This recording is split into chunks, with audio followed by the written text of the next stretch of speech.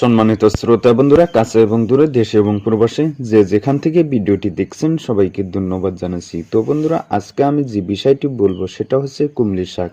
কুমলি শাকের চমৎকার কিছু উপকারিতা সম্পর্কে আলোচনা করব। যেমন অতিরিক্ত হস্তমৈথুন বা কু অভ্যাসের কারণে এবং স্বপ্নাদেশের কারণে যে সকল বেমার হয়েছে, লজ্জায় কাউকে বলতেও পারছেন না, সেই সম্পর্কে আজকের ভিডিওতে আলোচনা করব। তার সঙ্গে এই গাছটি আরো অনেক অনেক গুণাগুণ রয়েছে, সেই সম্পর্কেও আজকের ভিডিওতে আলোচনা করব। তো বন্ধুরা, তার আগে একটি ছোট্ট রিকোয়েস্ট, আপনি যদি আমার এই চ্যানেলটি নতুন এবং প্রথম দেখছেন তাহলে চ্যানেলটি সাবস্ক্রাইব করবেন এবং পাশে থাকা বেল আইকনটি ক্লিক করে নোটিফিকেশন অল সিলেক্ট করে রাখবেন। তো বন্ধুরা, চলুন মূল আলোচনায় ফিরে যাই। 1 নম্বর, মেয়েদের স্নায়বিক দুর্বলতা।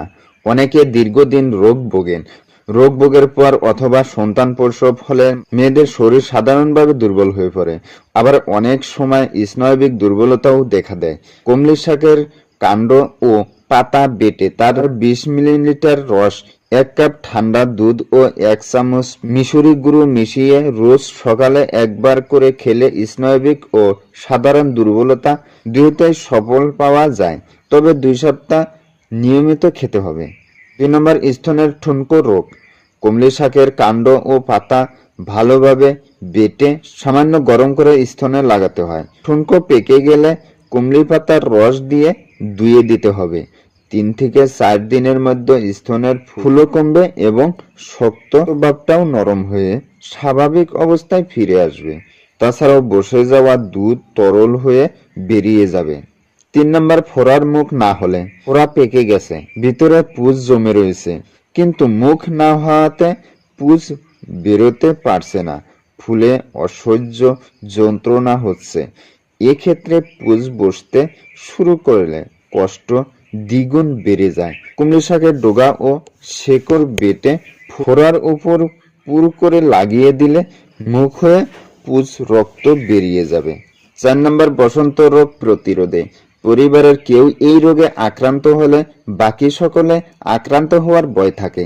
এই রোগে কেউ আক্রান্ত হলেই রোজ সকালে কমলি শাকের কাণ্ড ও পাতার রস 3 চামচ পরিমাণ আধা কাপ গরুর দুধের সঙ্গে মিশিয়ে দিনে একবার করে খেলে বসন্তে আক্রান্ত না হওয়ার সম্ভাবনাই বেশি। পাড়াতে কারো এই রোগ দেখা দিলে প্রতিরোধ ব্যবস্থা হিসেবে কমলি শাকের রস সকলেই খাওয়া দরকার। 5 নম্বর, পায়খানা কষে গেলে কমলি শাকের রস রোদে শুকিয়ে তার 1 চামচ গুঁড়ো ঠান্ডা পানির সঙ্গে খেলে পেট পরিষ্কার হয়ে মল বেরিয়ে যাবে। 6 নম্বর, স্তনের দুধ বাড়াতে। শিশু সন্তান তার মায়ের বুকের প্রয়োজনীয় দুধ না পেলে 3 থেকে 4 চামচ কমলি শাকের পাতা ও কাণ্ডের রস সামান্য ঘি দিয়ে সাতলে সকালে বিকেলে কয়েকদিন খাওয়ালে অবশ্যই মায়ের বুকের দুধ বাড়বে। 7 নম্বর, তরল বীর্য ও স্বপ্নদোষ।